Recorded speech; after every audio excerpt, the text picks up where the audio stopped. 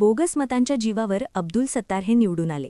हा आरोप ठाकरे किंवा पवारांच्या पक्षातील कोणी आमदारांना केला नाही, तर हा आरोप केलेला आहे जाळण्याचे माजी खासदार रावसाहेब दानवे यांनी.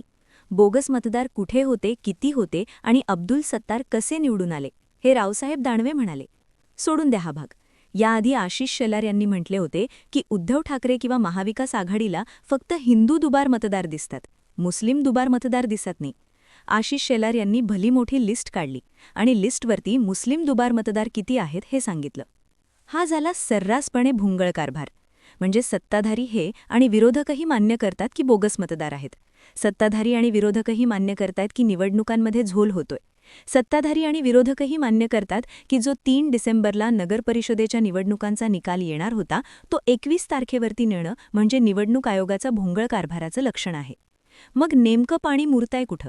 निवडणूक आयोगाच्या कारभारावरती जर दोन्ही बाजूने प्रश्नचिन्ह दागून आहेत तर मग आवाज दोन्ही बाजूने उठवला का जात नाहीये? भाजप शिंदे किंवा अजित पवारांची पोळी भासते म्हणून आवाज उठवायचा नाहीये की जोपर्यंत चालतंय तोपर्यंत चालून द्यायचंय?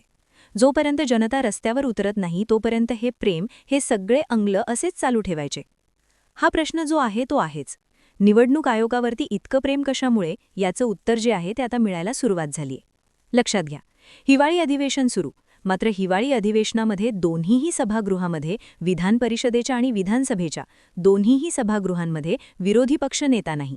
संख्याबळ नाही म्हणून विरोधी पक्ष नेता नाही असं सांगणं हे चूक आणि चूकच ठरतं.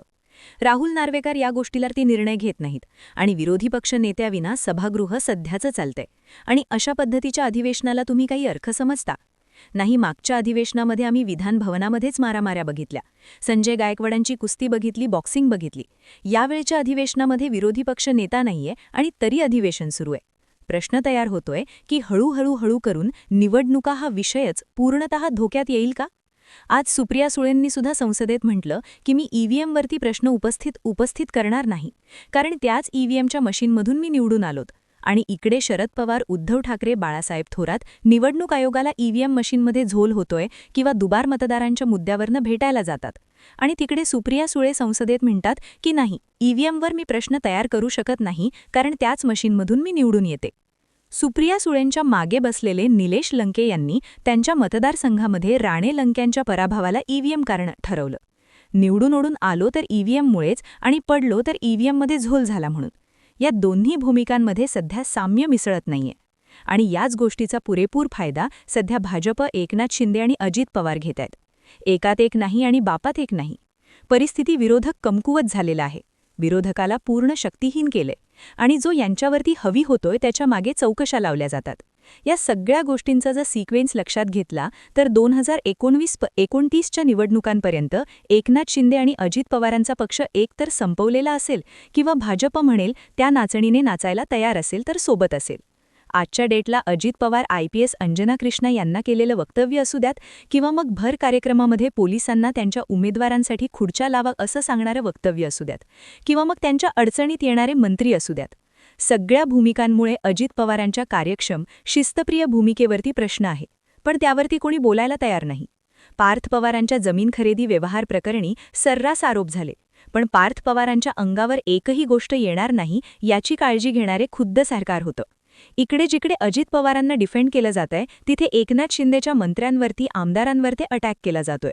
एकनाथ शिंदेची कोंडी फक्त अडचणीत आलेल्या मंत्र्यांमुळे झालेली नाहीये, तर एकनाथ शिंदेच्या आमदारांची कोंडी निधी न देणं असू द्यात, स्थानिक स्वराज्य संस्थांच्या निवडणुकांमध्ये एकाकी पाडणं असू द्यात, किंवा मग त्यांचे काही प्रकरणं बाहेर काढणं असू द्यात, किंवा मग महेंद्र दळवींचे जशी ती पैशाची बॅगेचा एक व्हिडिओ त्यांच्या नावाने व्हायरल केला गेला ते प्रकरण असू द्यात.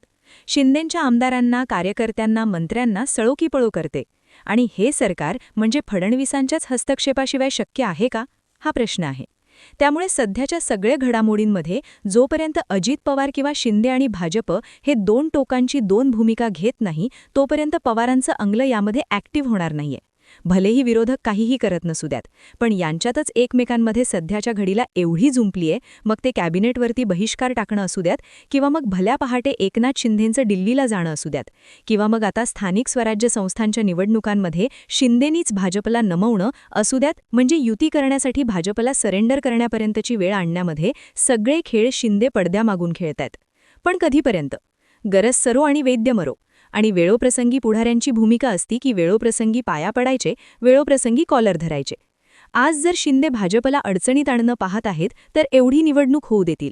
पण पुढच्या 3-4 वर्षांमध्ये आमदार मंत्री किती अडचणीत आणले जातील? प्रश्नच या सगळ्या भूमिकांकडे तुम्ही कसं पाहता?